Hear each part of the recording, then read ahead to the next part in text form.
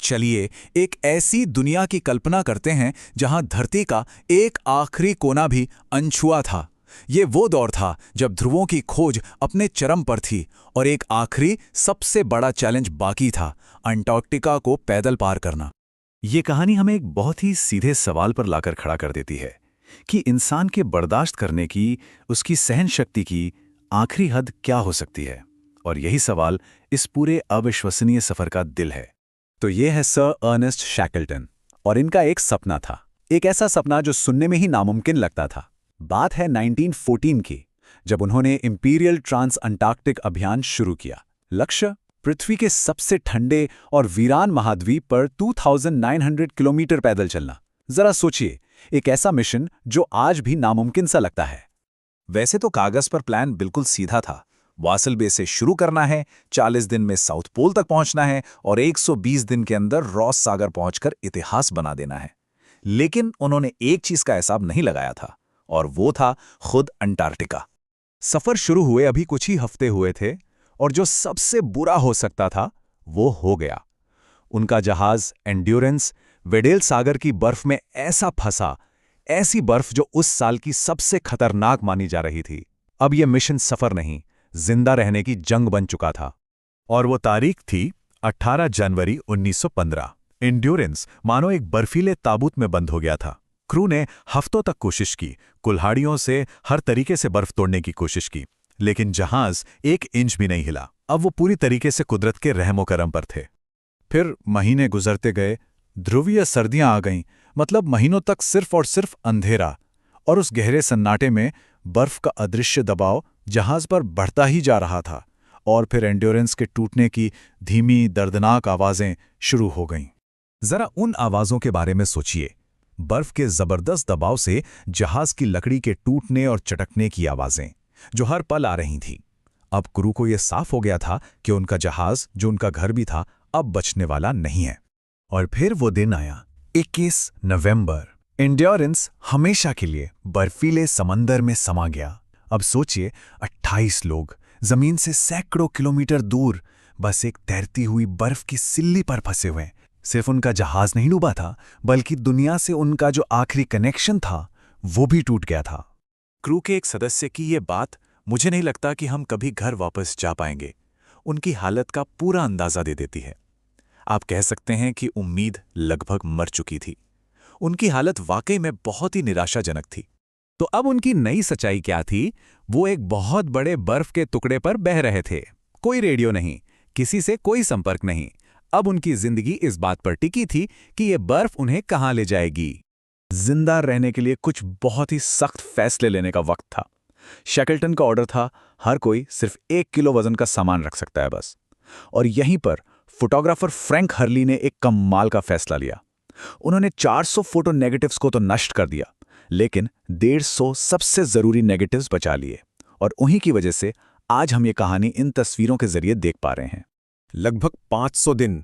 सोचिए जरा, 500 दिनों तक बर्फ पर भटकने के बाद आखिरकार वो लोग अपनी छोटी छोटी नावों से एक वीरान द्वीप पर पहुंचे। इतने वक्त के बाद जब जमीन पर पैर पड़े होंगे तो क्या एहसास हुआ होगा। लेकिन ये खुशी भी बस थोड़ी देर की थी, क्योंकि वो अब भी दुनिया से पूरी तरह कटे हुए थे। एलिफेंट आइलैंड पर फंसे शैकल्टन के सामने 3 ऑप्शन थे, और तीनों ही नामुमकिन से लग रहे थे। केप हॉर्न और फॉकलैंड आइलैंड्स पास थे, लेकिन वहां तक पहुंचना लगभग खुदकुशी करने जैसा था। तो उन्होंने सबसे लंबा रास्ता चुना, 1300 किलोमीटर दूर साउथ जॉर्जिया का। क्यों? क्योंकि उन्हें पता था कि हवा और समुंदर की लहरें शायद उसी रास्ते पर उनका साथ देंगी। और बस यहीं से इस कहानी का शायद सबसे हैरत अंगेज हिस्सा शुरू होता है। शैकल्टन और उनके 5 साथी एक छोटी सी नाव में निकल पड़े 1300 किलोमीटर के सफर पर। और ये सफर कहाँ था? दुनिया के सबसे खतरनाक, सबसे तूफानी समंदर में। और किस्मत का खेल देखिए, इतनी खतरनाक समुद्री यात्रा से जिंदा बचने के बाद वो पहुंचे तो सही, लेकिन द्वीप के गलत साइड पर, जहां से मदद मिल सकती थी।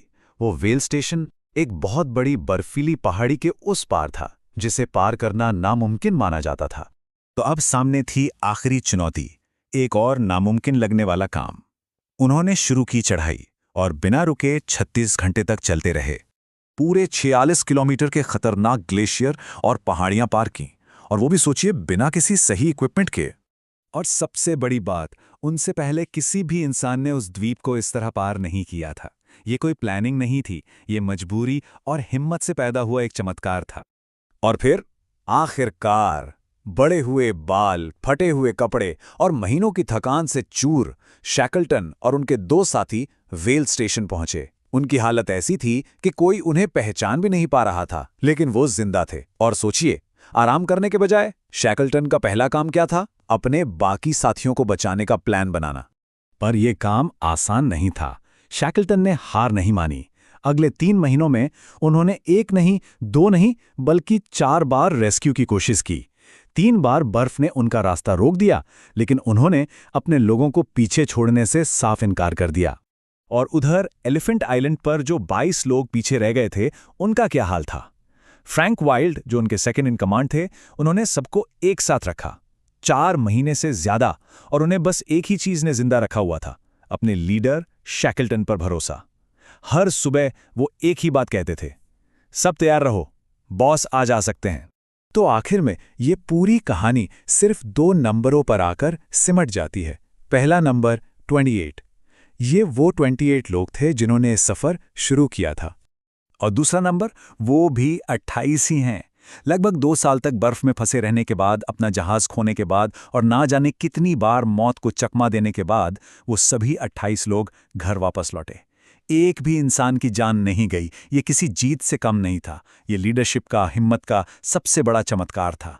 तो आखिर में ये कहानी एक बहुत ही गहरा सवाल छोड़ जाती है। हाँ, ये सच है कि शैकल्टन अपने ओरिजिनल मिशन में फेल हो गए थे। वो अंटार्कटिका पार नहीं कर पाए, लेकिन अपने हर एक साथी को जिंदा घर वापस लाकर उन्होंने जो हासिल किया, वो किसी भी रिकॉर्ड या जीत से कहीं ज्यादा बड़ा है। तो फिर कामयाबी का असली मतलब क्या है? शायद ये नहीं कि आप जीतें, बल्कि ये कि आप ये पक्का करें कि आपका कोई साथी पीछे ना छूट जाए।